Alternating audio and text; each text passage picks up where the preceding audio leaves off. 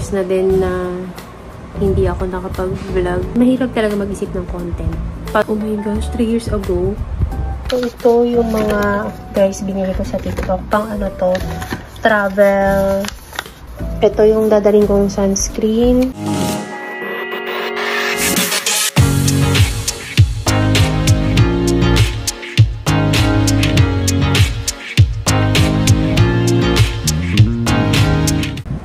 Hey guys!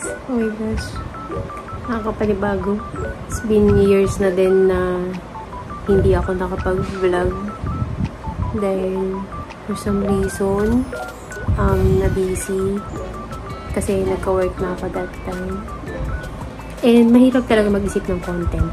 Pag nasa bahay ka, tapos yun lang lagi yung routine mo. Diba? Lalo na nung working ako and hindi kasi pwede magdala ng phone sa work. So, ninibago ko. Grabe naman tong sobrang lang pa ng fest. Anyway, hello. Kamusta naman kayo? Chinek ko yung YouTube ko. Kailan ba yung wait lang. Last vlog ko. Kasi yung nag-Axie, alam niyo yung pandemic, kasagsaga ng Axie. Nag-ano na ako nun eh. Nagbablog ako pero parang about Axie lang siya. Axie Infinity. Pandemic ba yun? Hindi pa masyado. Ang huli kong upload vlog, yung vlog kasi puro Axie pala yung dito. Puro Axie yung nano ko. So yung huli ko na upload last, oh my gosh, 3 years ago. Sobrang tagal ko na pala hindi nag-vlog.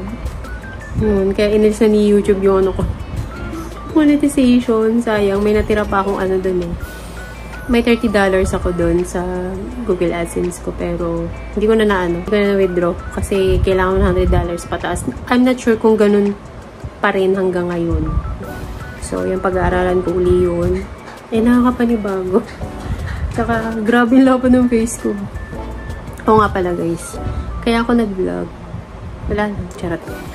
Kaya pala ako nag-vlog today. Kasi, hindi kasi may travel kami. Mag-vlog kasi ako, travel namin bukas Cebu. Magbabakasyon kami sa Cebu. So, it's been 7 years ata. Kasi, last punta namin, 2017. 2017 yung namatay si Papa. So, 17, 18,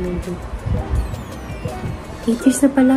Mag-8 years na ngayong September si Papa. So, ayun, pupunta na kami doon. Kaming lahat, family. Yung asawa ko, anak ko, kapatid ko, tsaka yung fiancé niya. Tsaka may +1 kami, malalaman nyo na lang sa vlog. Hindi ko sure kung uunahin kong upload to or dun sa yung Cebu travel namin. Not sure. So, let's see na lang. Ano sabihin ko? Nag-resign na pala ako guys, then sa work. Kaya ako nakakapag-vlog ngayon. Kaya ako kasi gusto ko mag-spend din ng time sa family ko. Lalo nung December, kasi parang 2 Christmas and 2 New Year's ako nag-spend ng holidays dun sa work. So, syempre, tatatlo na nga lang kami dito sa bahay. 'Di ba? Tapos, hindi pa nila ako makakasama. Parang ganun. Parang na-realize ko, parang it's time. Hindi, mag-a-apply naman ako sa iba after na lang na namin, ng travel. Hindi pa ako nag-a-apply ng panibago kasi alanganin kasi, lalo kung pag-i-start na ako ng training, may Cebu tour kami. Magbakasyon kami sa Cebu for 5 days. 5 days pa, 4 days, ganun. Kasi bukas na yung flight namin. February 22 hanggang February 26. Yung 26 kasi, yun na yung uwi namin dito. Flight namin pa uwi. Nagawa ko lang is TikTok affiliate pa rin ako. TikTok affiliate. Ayan. May kita naman, okay naman siya. Yung kinikita ko dun, minsan pinapan-checkout ko rin ulit. Na-miss ko din yung mga agent ko, yung mga naging ka-work ko, mga boss ko sa TP. Nag-work nga pala ako guys sa sa mga hindi nakakaalam, nag-work ako sa Teleperformance, sa MCK, sa McKinley, or minsan sa Aura, sa SM Aura Tower. So, grabe yung fest, ang lapad talaga. Naninibago ko dito sa phone ko ngayon. Tsaka, okay na ba yung quality? Madilim kasi hindi ko rin inon yung ilaw. Ayun pala, hindi pa pala ako, nakalabas na yung mga dadalhin namin for vacation. Hindi pa ako nakakapag-pack talaga ng final kasi nga, siguro bukas morning yung mga toiletries na lang, yung mga toothpaste, yan, yung mga toothbrush kasi gagamitin pa nga hanggang kinabukasan. And kanina naglaba ako ng extra towel na dadalhin namin. And ayun, mamaya. And si Dre pala. Yung mga nanonood sa akin before, baka magulat kayo pag nakita niyo si Dre sa vlog. Sobrang tangkad na niya. Diba? Sa vlog ko before, ang liit pa niya. Tapos sumasama na sa vlog ko. Ngayon, nonchalant na yun. Hindi na sumasama sa vlog ko. Mahihain na ayaw na magpa-picture. So, yun. Iba na kasi pag binata na.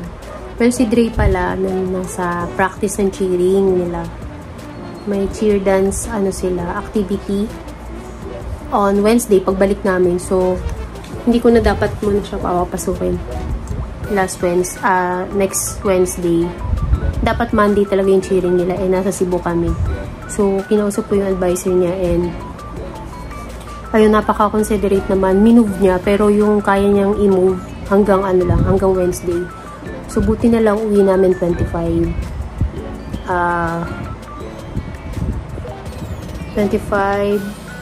Tuesday.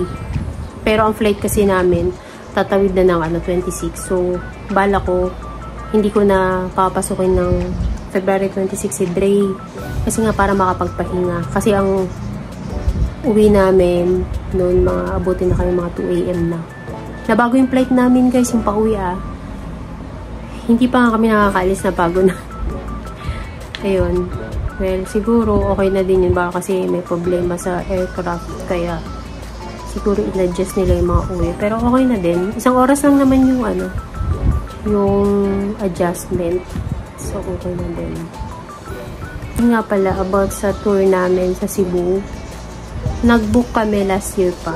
Last November. Seat sale yun. Guys, ang mura talaga pag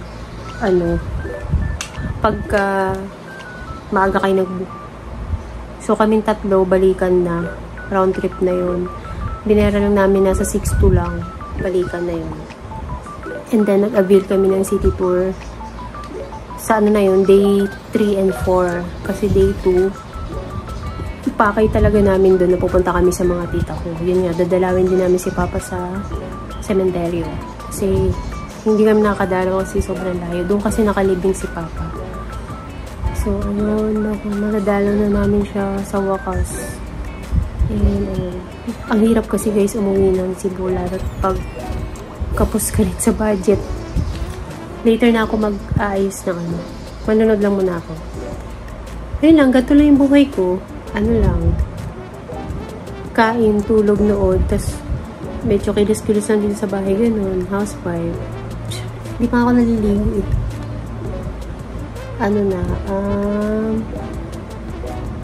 4:26 na ng hapon. So, sabi ko na ba, today is February 21? Tama ba? Friday, February 21. Excited na ako bukas. Kaso, yung panahon nilang araw ng umuulan. Sa inyo rin ba? Kinis. Grabe yung ngayon naman makulimlim eh, pero wala naman ng ulan sa awan ng Diyos. Sana naman pati bukas. Ulan. So, ayun, ng flight pala namin tomorrow is nasa 4:20 pa. So, pero alis kami dito or mag-start na ako mag-book by mga 12:30. Baka kasi mahirapan kami mag-book papunta dun. So, ayun. Siguro mga 12:30 to 1, alis na kami dito.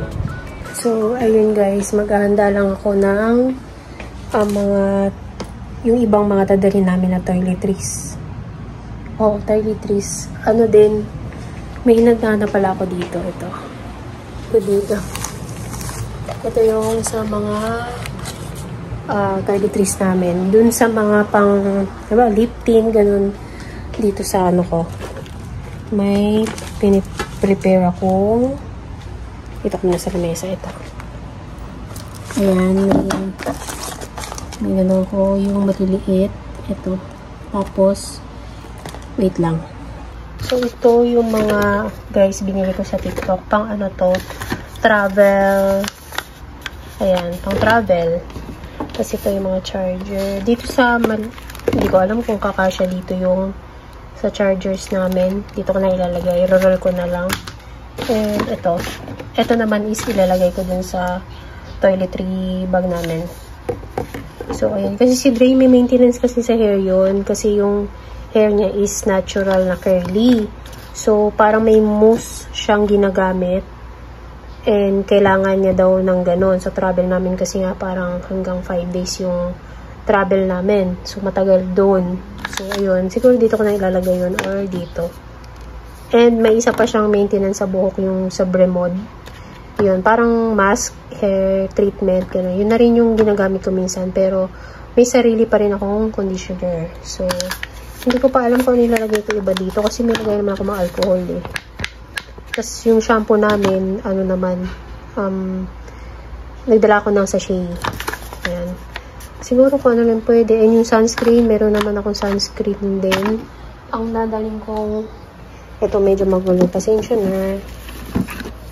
Ito yung dadaling kong sunscreen sa Hikari. Ayan. Pero meron akong isang sunscreen din. Ito. Sunscreen nila Dre. Ito. Yung free doon sa binili kong ano. Hindi siya free. Free nga. Buy one, get 3. Tatlo to. Itong isa bibigay ko sa pinsan ko. May nabili rin akong ano ba to? Soap. Portable soap. Soap siya. So, yun. And ito yung mga shampoo and conditioner ko nandito na. So, ayan. So, ito na lang. Aayusin ko lang. And, yung ano ko pala. Yung nagpabili ako kay Erwin ng ano. Yung feminine wash. Sa ano na lang, sachet. Para hindi na bulky masyado. So, ayun. Yung bag ko nga pala, guys, is maliit lang. Wait. Ito lang yung bag ko. Binili ko last nung January. Yan. Okay siya.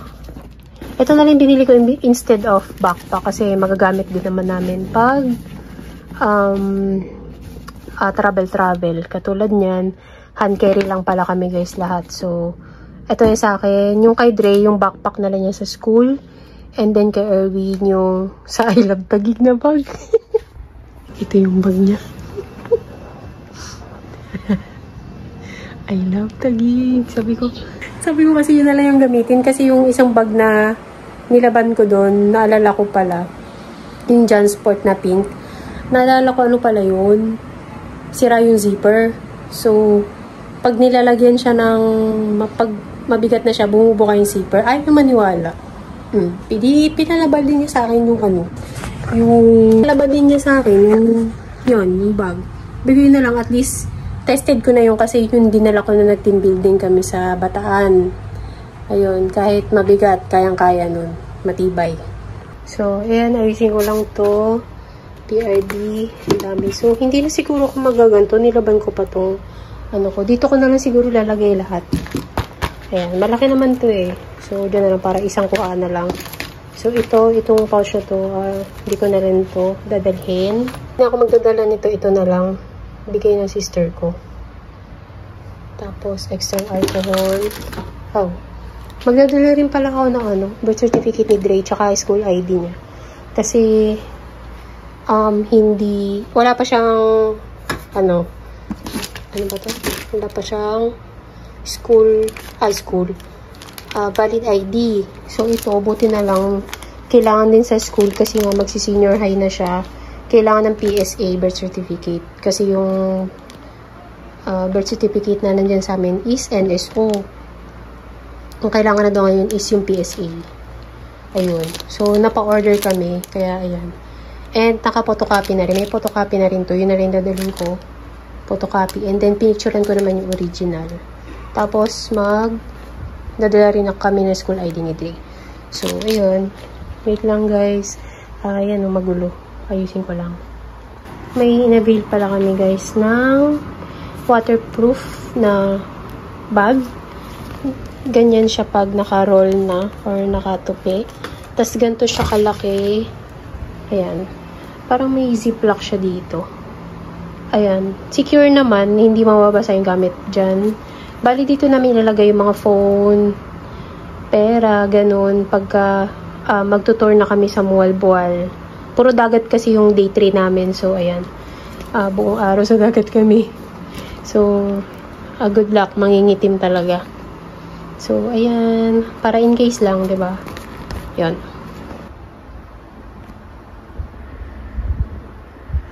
I got so much motherfucking going on right now.